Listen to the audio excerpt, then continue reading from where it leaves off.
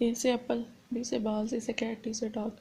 कनीज़ ने याद किया हुआ सबक महाम को सुनाया और उसे मुस्कुराकर देखा। वेरी गुड नूरी, तुम तो बहुत इंटेलिजेंट हो भाई।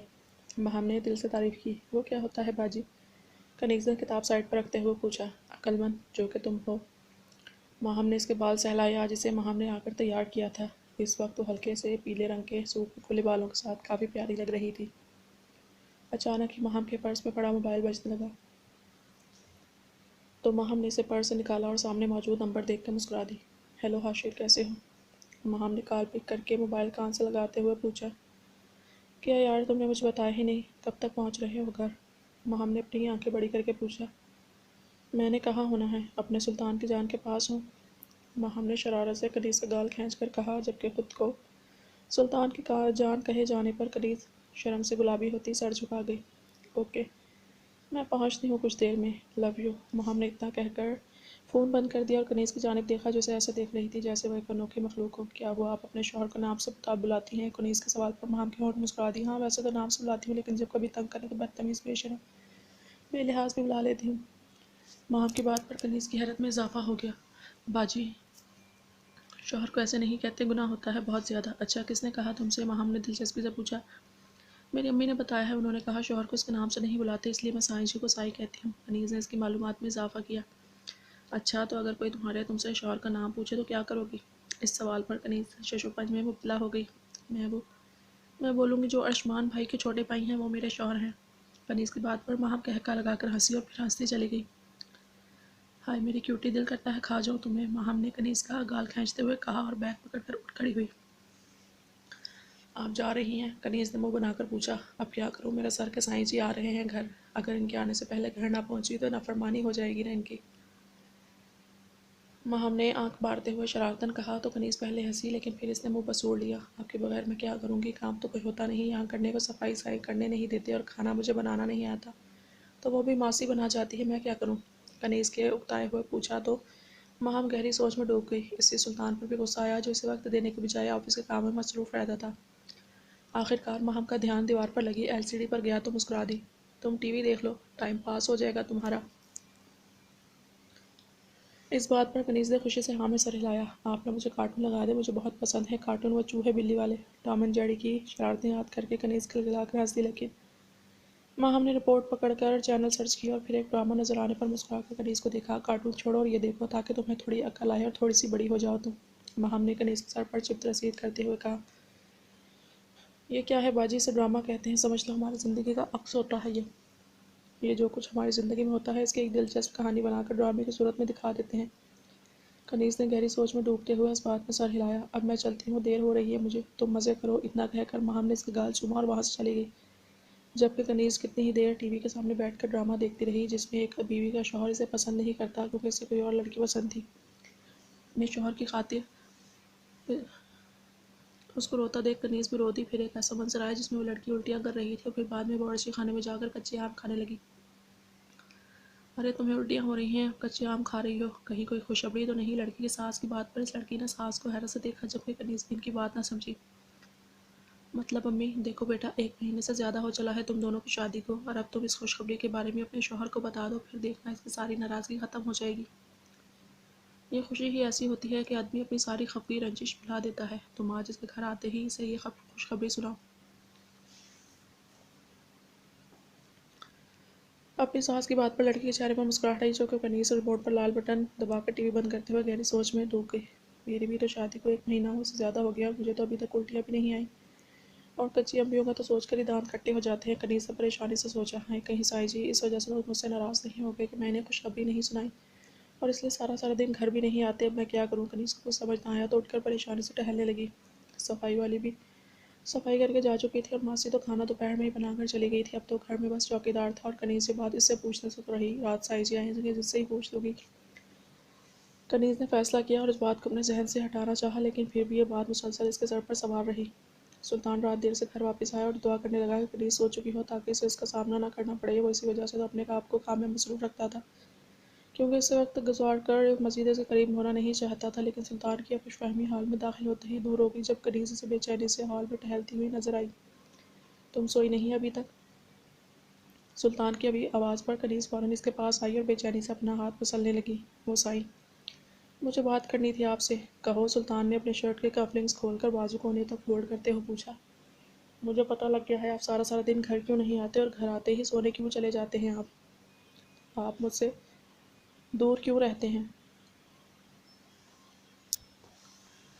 सुल्तान ने नज़रें उठाकर हैरत से इसकी जानिब देखा, जो काफ़ी इज़्तिराब में दिखाई दे रही थी। कच्चे पीले रंग के सूट में मलबूस ये लड़की कमर में फैले बालों और कंधों पर फैले दुपट्टे के साथ बेचैन सी किस कदर दिलकश लग रही थी। ये कोई सुल्तान से पूछता, आप नाराज़ हैं मुझसे। कनीज़ ने अपना इंकिशाफ ज़ाहिर किया। और मैं भला तुमसे क्यों नाराज़ होऊंगा। सुल्तान ने अपने सीने पर हाथ बांधते हुए पूछा।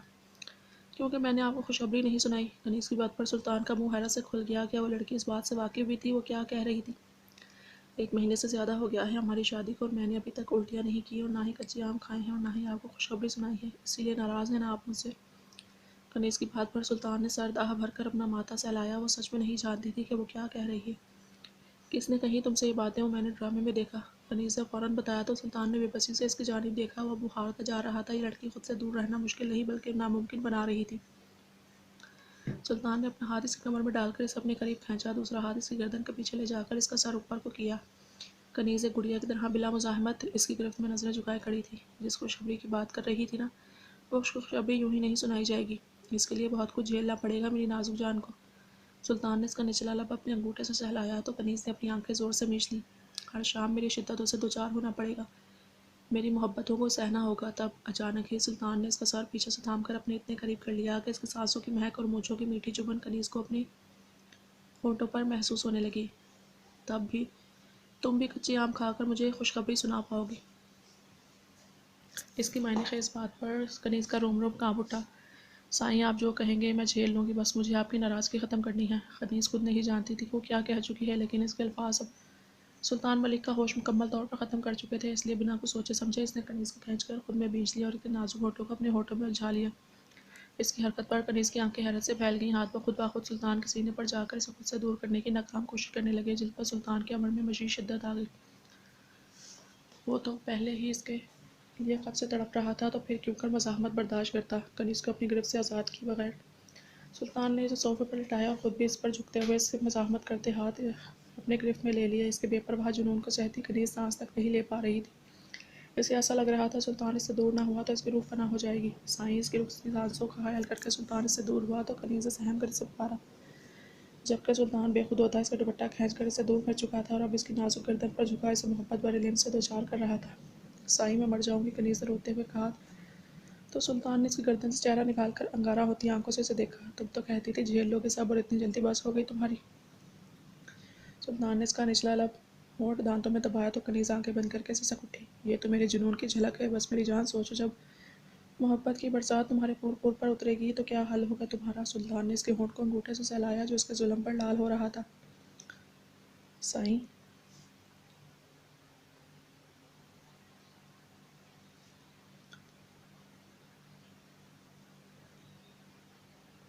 फना कर देगा मेरा जुनून तुम्हें नूरी, अगर अपना हक लेने पर आया, अगर नहीं किया तो ये जुनून मुझे फना कर देगा। तो बेहतर यही है। सुल्तान ने बेबसी से इसकी ज़ोर से बंद पलकों को थर थर कांपते नाजुक वजूद को देखा जिसका सुकून का समान था। इसलिए बेहतरी मेरी जान यही है कि इस जुनून में तुम्हारी बजाय मैं फना हो जाऊँ। इतना कहकर सुल्तान इससे दूर हुआ और जल्दी से अपने कमरे में चला गया, जबकि इसके जुनून के ज़रिए असर कनीज़ अपना दहकता चेहरा हाथों में छुपा गई। सुल्तान सुबह कनीज़ को उठने से पहले ही ऑफिस चला गया था। वो शायद कनीज़ का सामना नहीं करना चाहता था और कनीज़ को लगा वो नाराज़ हो गया है। सारा दिन कनीज़ इसी परेशानी में काटा और आज तो वहाँ भी नहीं आई थी जो कनीज़ इससे पूछ लेती। सुल्तान की कल रात की बेखुदी याद करके कनीज़ फिर से खौफ से सहम गई, जबकि चेहरा तपकर लहू छलकाने लगा। पता नहीं क्या हो जाता है साई को, ऐसा कौन करता है। कनीज़ ने अपने गाल पर हाथ रखते हुए सोचा जो दहक रहे थे। अम्मा को जब मेरे पे प्यार आता था तो अम्मा मेरा गाल चूम लेती थी और बाजी गले लगा लेती थी, लेकिन ऐसे तो कभी किसी ने नहीं किया। कनीज़ का हाथ खुद ब खुद अपने होठों की जानिब किया तो वो सब याद करके फिर से घबरा गई। वो मासूमियत से जज्बात को समझने से कासिर थी और होती भी क्यों ना पढ़ी लिखी नहीं थी। ना ही इसके माँ बाप ने इसे बाहरी लोगों से ज़्यादा घुलने मिलने दिया था और ना ही किसी ने कनीज़ से कभी कोई ऐसी बात की थी। ये सब एहसास उसके लिए नए थे। कनीज़ को काम खाना बनाने वाली मासी किचन की जानिब दिखाती नजर आई तो इनके पास आ गई उसी उम्मीद से कि शायद वो इसकी उलझन सुलझा दें। मासी, आपसे कुछ पूछ लूँ। कनीज़ की आवाज़ पर मासी इसकी जानिब पलट कर मुस्कुरा दी। पूछो बेटा, मासी सब्जियां काउंटर पर निकाल कर रखते हुए कहा, जबकि कनीज़ को समझ ना आया वो कैसे पूछे। मासी वो साईं जी है ना, वो कनीज़ सर झुकाकर माथा मसलने लगी तो मासी ने परेशानी से इसे देखा। कुछ कहा है क्या सुल्तान साहब ने? कनीज़ ने फ़ौरन हाँ में सर हिलाया, लेकिन फिर ना में सर हिला दिया। कहा नहीं मासी। मासी ने पता नहीं क्या हो जाता है, मुझे समझ नहीं आता मैं क्या करूँ। मासी के माथे पर बल आ गया, वो इसकी बात समझ नहीं पाई। क्या हो जाता है बेटा? मासी ने परेशानी से पूछा तो कनीज़ ने घबरा कर यहाँ वहाँ देखा और इनके कान के पास होकर इन्हें बताया। इसकी बात पर मासी के होंठों पर मुस्कुराहट आ गई। वो तुम्हारा शौहर है बेटा, और ये बस इसकी मोहब्बत है, तुम घबराओ नहीं। मासी ने ध्यान सब्जियों की जानिब करते हुए कहा, लेकिन पहले कभी किसी ने ऐसा नहीं किया। कनीज़ ने परेशानी बयान की तो मासी ने मुस्कुराकर इसकी जानिब देखा। तुम्हारी शादी के वक्त तुम्हें तुम्हारी माँ ने कुछ नहीं बताया था क्या? कनीज़ ने इनकार में सर हिलाया। ऐसा तो कुछ नहीं बताया था, उन्होंने बस साईं की खिदमत करने का कहा था, इनकी हर बात मानने का कहा था। कनीज़ ने परेशानी से कहा तो मासी ने गहरा सांस लिया। देखो बेटा, कुछ ऐसी बातें, ऐसी ख्वाहिशात होती हैं जिन पर सिर्फ शौहर का हक होता है, और बीवी का फ़र्ज़ होता है कि वो इन ख्वाहिशात को पूरा करे, क्योंकि अल्लाह ने शौहर के लिए इसे हलाल करार दिया है, और ऐसा अगर वो ना करे तो गुनाह होगा इसे। इसकी मासी की बात पर कनीज़ की आंखें हैरत से बड़ी हो गईं। नहीं नहीं, मुझे गुनाह नहीं लेना मासी, मैं क्या करूं? कनीज़ के सवाल पर मासी गहरी सोच में डूब गई। तुम साहब के लिए तैयार हो, सजो सवरो, वो जो भी कहें, या घबराए बगैर इनकी बात मान लो, बस तुम्हारा फ़र्ज़ पूरा। कनीज़ ने मासी की बात पर गौर किया। ठीक है मासी। इतना कहकर कनीज़ जल्दी से अपने कमरे में चली गई और अलमारी खोलकर कपड़ों का जायज़ा लेने लगी। बहुत देखने के बाद इसे ऑफ वाइट कलर का एक फ़्रॉक पसंद आया जिस पर सुनहरी गोटे का काम हुआ था। कनीज़ ने इस फ़्रॉक को बाहर निकाला और अपने साथ लगाकर देखने लगी। फिर इसने बक्से में से सफ़ेद और सुनहरी रंग की चूड़ियाँ निकालीं और सफ़ेदी रंग के झुमके निकालकर मुस्कुराते हुए इन्हें देखने लगी।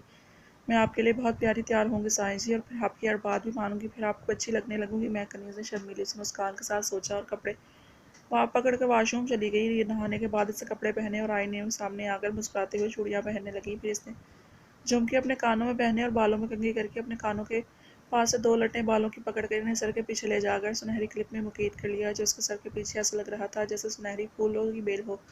बाकी खुले बाल कनीज़ ने अपने कंधे पर डाले और फिर दुपट्टा अपने शाने पर फैलाकर ड्रेसिंग पर पड़े मेकअप देखने लगी। इतनी सारी क्रीमें पता नहीं बाजी कौन सी लगाती हैं, कनीज़ ने सोचा। क्रीम लगाने का ख्याल तर्क करती इसने एक गुलाबी लिपस्टिक पकड़कर नपासे से अपने होठों पर लगाई और फिर लिपस्टिक अपने गाल पर हल्की हल्की लगा ली। ऐसा वो अपनी बहन को किसी शादी पर करते हुए देखती थी। फिर कनीज़ का ध्यान अपनी पसंदीदा शय पर गया तो इसने मुस्कुराकर काजल पकड़ा और अपनी आंखों में सजाने के बाद मुस्कुराते हुए खुद को देखने लगी। देखा मैं खुद कितनी प्यारी तैयार हो गई, काश महाम बाजी यहाँ होती तो इनको बताती कि इतनी भी निकम्मी नहीं। कनीज़ ने हंसते हुए खुद कलामी की और आईने में इतना जायज़ा लेने लगी। कनीज़ बेटा, मैंने खाना गर्म बना दिया है, शाम को साहब को गर्म करके दे देना। मासी की आवाज़ पर इसे जल्दी से अच्छा जी कहा और एक बार फिर खुद को आईने में देखा। अब वो बस बेचैनी से सुल्तान के घर आने का इंतज़ार कर रही थी। रात के 8 बज रहे थे, सुल्तान अभी तक नहीं आया था तो कनीज़ शीशे के पास खड़ी जाकर लॉन खिड़की से बाहर लॉन में देखने लगी। जब अचानक इसकी नज़र आसमान पर छाए बादलों पर गई तो परेशान हो गई। अल्लाह मियाँ जी, आप तो बहुत अच्छे हैं ना, आप बारिश करेंगे तो बिजली नहीं चमकाएंगे ना? कनीज़ मासूमी से बोली। फिर इसकी दुआ कबूल हुई, रिमझिम बारिश शुरू हुई और बिजली नहीं चमकी तो कनीज़ खुश हो गई। सुल्तान ने ख़राब मौसम देखा तो वो घर वापस जाने के लिए निकल पड़ा। वो जानता था कनीज़ घर पर अकेली है और अगर बिजली चमकी तो डर जाएगी। सच तो यह था कि कल रात के बाद उसके सामने जाने से भी कतरा रहा था, ना जाने क्यों। वो खुद का अपना हक लेने से रोका था और ना जाने वो कब तक ऐसा खुद को करने से रोक सकता था। कनीज़ के मामले पर इसे अपने जज्बात पर हमेशा काबू आने सुल्तान मलिक ने हमेशा खुद को बेबस पाया था। घर के बाहर पहुंचकर जब सुल्तान ने चौकीदार को नहीं पाया तो उसके माथे पर बल आ गया। आखिर वो इतनी गैर जिम्मेदारी का मुजाहरा कैसे कर सकता था। सुल्तान ने कार रोकी और मूसलाधार बारिश से बचने के लिए भागते हुए गेट तक आया और अपने पास मौजूद चाबी से दरवाज़ा खोलकर अंदर दाखिल हुआ। अंदर दाखिल होते ही सुल्तान का ध्यान चौकीदार पर गया, जो गेट से कुछ फासले पर खड़ा एक जानिब देख रहा था। सुल्तान ने इसके पास जाकर इससे पूछना चाहा कि जब इसकी ड्यूटी गेट से बाहर रहने की तो अंदर क्या कर रहा है, लेकिन फिर इसका ध्यान चौकीदार की नज़रों के ताक़ुब में गया तो वो खूब गुस्से से खून खोल उठा। इसकी बीवी इस वक्त हर चीज़ से बेनियाज बारिश में घूमते हुए अपना दुपट्टा लहरा रही थी, जबकि भीगने की वजह से लिबास जिस्म से चिपक रहा था और वो घटिया चौकीदारी से ही देख रहा था। सफदर, सुल्तान की गुस्से भरी आवाज़ पर सफदर ने सहम कर इसे देखा। जी साहब, तुम्हारी ड्यूटी घर के बाहर है या अंदर? सुल्तान का बस नहीं चल रहा था, इसकी वहाँ कहीं नोच ले जिससे इसने इसकी बीवी को देखा। साहब जी, बाहर तो क्या कर रहे हो, दफ़ा हो जो बाहर हो, कल से काम पर मत आना, मुझे तुम्हारी ज़रूरत नहीं। सुल्तान के गुस्से से कहने पर वो जल्दी से बाहर चला गया। सुल्तान कुछ कहकर मजीद गुस्सा नहीं दिलाना चाहता था। इसको देखा जो कनीज़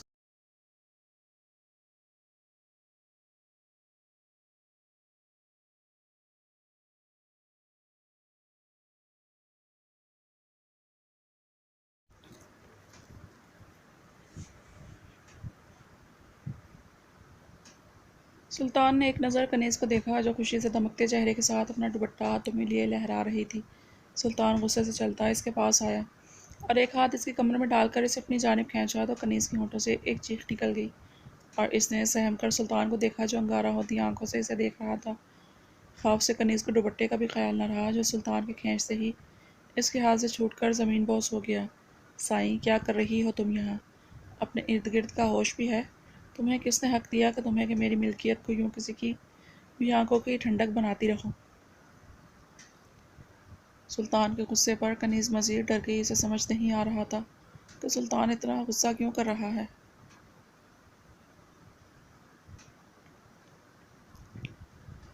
क्या हुआ साईं? इसकी इतनी मासूमियत से पूछने पर सुल्तान ने गहरा सांस दिया। तुम्हें तो बारिश से डर लगता है ना, तो फिर यहाँ क्या कर रही हो?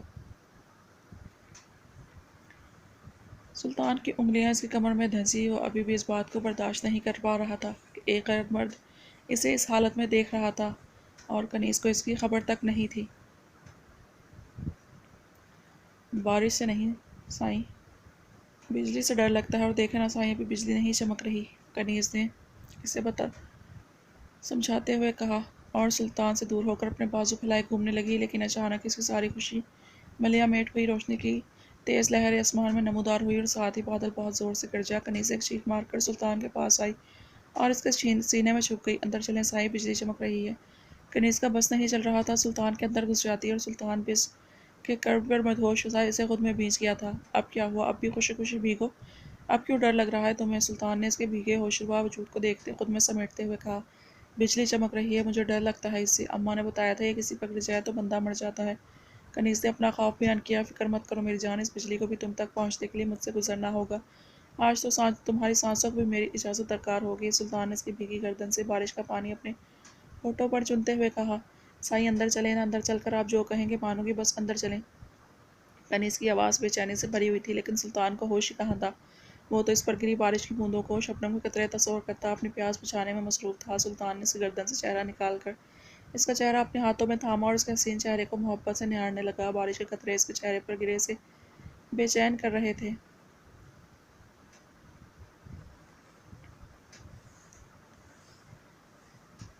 आजा ज़िंदगी, तुझे आधी आधी बाँट लूँ, मेरी सुबह तू जी ले, तेरी शब मैं काट लूँ। सुल्तान इसके भीगे गुलाबी होठों को उंगली से छूते हुए प्यार भरी आवाज़ में गुनगुनाया तो सुल्तान का ये कर्ब कनीज़ को कप को पाने पर मजबूर कर रहा था। सुल्तान मदहोशी के आलम में इसके होठों पर झुक गया और कनीज़ से सहम कर अपनी आंखें मूंदती इसका कॉलर अपनी मुट्ठी में जकड़ गई।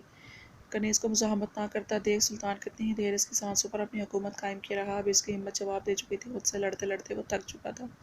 कनीज़ के होठों को आज़ादी बख्शकर सुल्तान ने इसके लहू छलकाते चेहरे को मोहब्बत से देखा। पलकें उठाओ नूरी, मेरी आंखों में देखो। सुल्तान के हुक्म पर कनीज़ अपनी आंखें ज़ोर से मीच कर कँपा गई। आपने मना किया था साईं, कनीज़ ने इसे याद दिलाना चाहा। हाँ किया था मना, क्योंकि तुम्हारी आंखें मेरे हवास लब कर देती हैं, मुझे पर एक नशे की तरह तारी हो जाती हैं नूरी, मुझे मदहोश कर देती हैं। लेकिन आज मैं मदहोश होना चाहता हूँ। सुल्तान ने इसका गाल गुलाल चेहरा सहलाते हुए मोहब्बत भरी सरगोशी की। आसमान पर बिजली अभी भी चमक रही थी, लेकिन कनीज़ इससे बेखबर थी। इसका सारा ध्यान अपने सुल्तान पर था। खुद से लड़ लड़ कर थक चुका हूँ मैं नूरी, अब मज़ीद नहीं रोक सकता, खुद को नहीं रहना चाहता तुमसे दूर। अपनी नज़रों को उठाओ मेरी जान और मेरे होश ख़त्म कर दो, ताकि मैं तुम्हारे सिवा कुछ ना देखूँ, तुम्हारे अलावा कुछ ना सोचूं। सुल्तान ने इसका चेहरा ठोड़ी से पकड़कर ऊपर करते हुए इसकी बंद पलकों को बेचैनी से देखा। मेरी आंखों में देखो, मेरी कनीज़ पर बना लो इस सुल्तान को अपना गुलाम। सुल्तान के हुक्म पर कनीज़ ने आहिस्ता से आंखें खोली। ऐसा हो सकता है कनीज़ अपने सुल्तान का हुक्म टालते से जैसे ही अपने पलकें उठाकर सुल्तान की आंखों में देखा। सुल्तान इन आंखों की खूबसूरती में बहकर मदहोश हो गया। खुद से कब से लड़ती वो जंग आज सुल्तान मलिक इन दो धारी तलवारों के सामने हार गया था। सुल्तान ने इसका कपकपाता वजूद अपनी बाहों में उठाया और सीधा कमरे में ले आया। कमरे में आकर बेड पर लिटाकर खुद दरवाज़ा लॉक करता इसके करीब आया।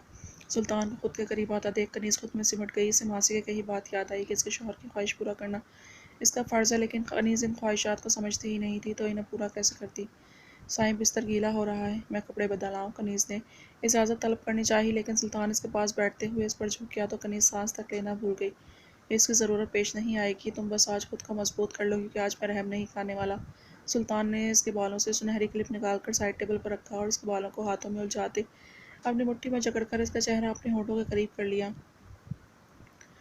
पास आओ, मैं तुम्हें देख लूँ करीब से, आंखों को ये राहतें मिलती हैं नसीब से। सुल्तान गुनगुनाते हुए इसके होठों पर झुक गया तो कनीज़ ने कपकपाते हुए इसकी शर्ट को जकड़ लिया। सुल्तान आज फुर्सत से मोहब्बत का जाम पीने में मसरूफ़ था और कनीज़ इसकी नाफरमानी के खौफ से मज़ाहमत भी नहीं कर रही थी।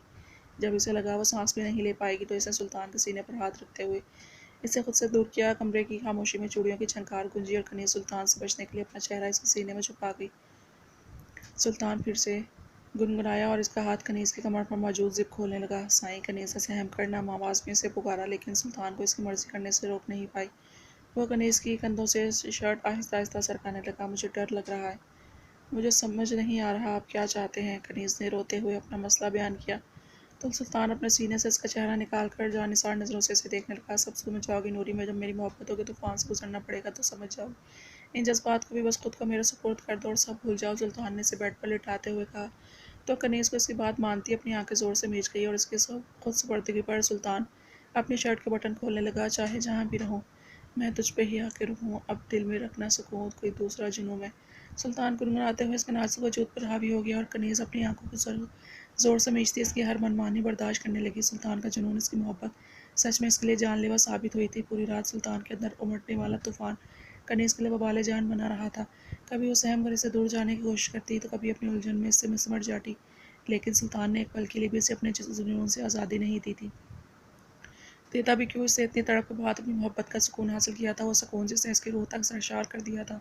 आपने बुलाया था अम्मा भी, फ़रहीन बेगम की आवाज़ पर अम्मा भी जो तस्बीह पढ़ रही थी उन्होंने तस्बीह चूमकर बेड की साइड टेबल पर रखी और फ़रहीन को पास बैठने का इशारा किया। जो मैं कहने लगी हूँ फ़रहीन, मेरी बात को बहुत इत्मीनान और ठंडे दिमाग से सुनना। अम्मा भी ने बात शुरू की तो फ़रहीन बेगम ने हैरत से इन्हें देखा। ऐसी क्या बात है अम्मा भी? अम्मा भी ने एक सर दा भरी और फिर कुछ सोचते हुए अपनी बात शुरू की। देखो फ़रहीन, सुल्तान बहुत अच्छा और फर्माबरदार बच्चा है।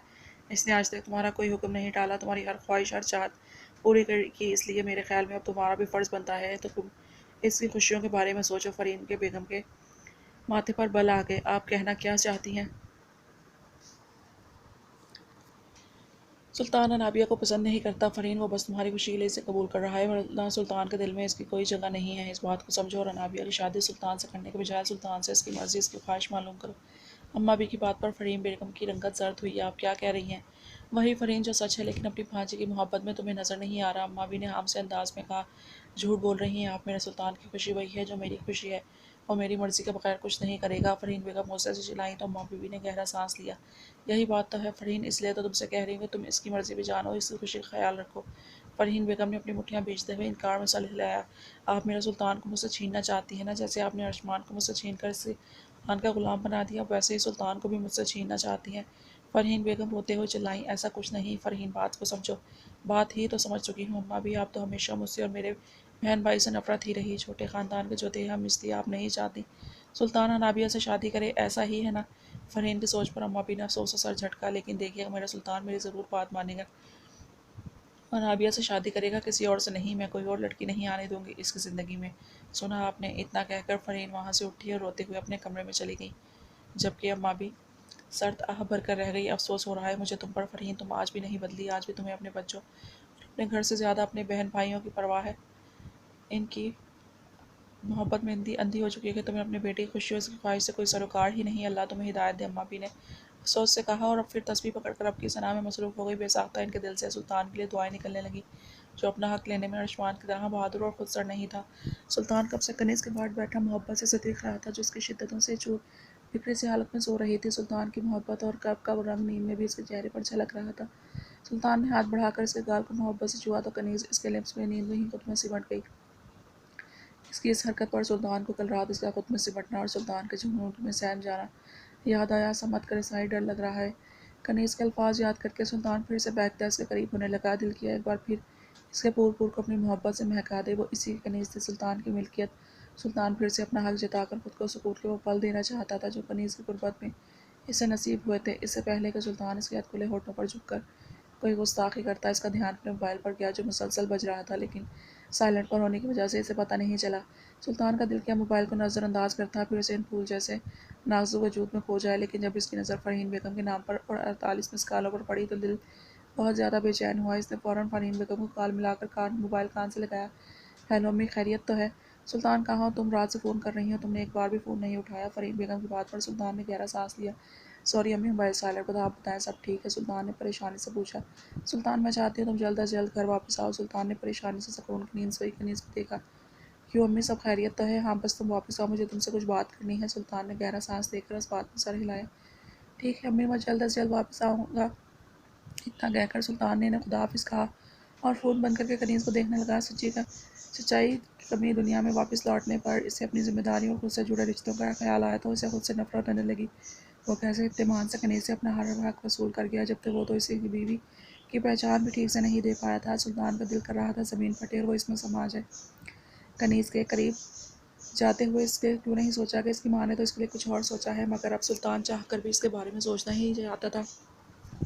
ऐसा लग रहा था कि कनीज़ ने इसे किसी और औरत के काबिल छोड़ा ही ना था। हाँ, इसने सोच लिया था कि इस मासूम से अपना हक वसूलने के बाद वो इसका हक भी इसे देगा। इसने सोच लिया था वो कनीज़ के बारे में सब कुछ फ़रीन बेगम को भी बता देगा और ये भी बता देगा कि वो नाबिया से शादी नहीं करना चाहता। वो बता देगा कि ये सुल्तान सिर्फ कनीज़ का और कनीज़ सिर्फ सुल्तान की है। सुल्तान ने कनीज़ को देखकर मुस्कुराते हुए सोचा और फिर फ्रेश होने चला गया। अपने जुनून में रात तो ना खुद कुछ खाया था, ना इसे खाने का पूछा था, लेकिन अब सुल्तान इसका ख्याल रखना चाहता था, बिल्कुल जैसे वो सुल्तान की छोटी छोटी बातों का ख्याल रखती थी।